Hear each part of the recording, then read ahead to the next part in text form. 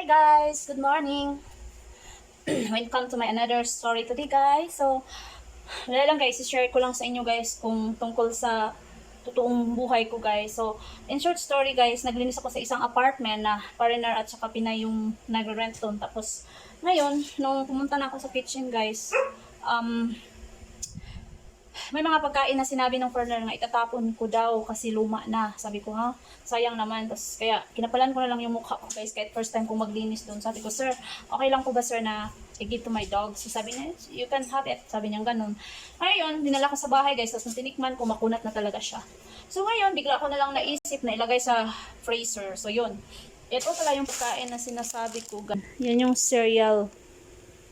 So, nilagay ko siya sa freezer, guys. Good news, nag-crispy siya.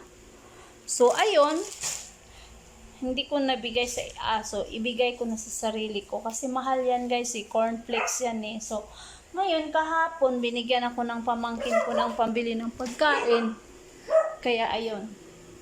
Bumili ako ng maliit na fresh milk. Hindi naman to fresh milk. Sterilized milk. So, gatas pa din yan. So, yan.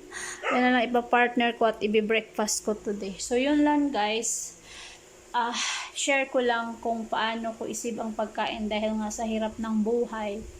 So, kahit ano guys, gagawan ko ng paraan. May mailagay lang ako sa tummy ko at sa bibig ko para pantawid gutom. So, yun. Thank you for watching, guys. Sana kayo na maraming pagkain, huwag niyong sayangin ang mga pagkain, okay?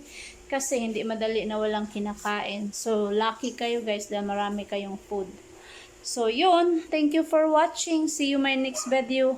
God bless you all. Bye!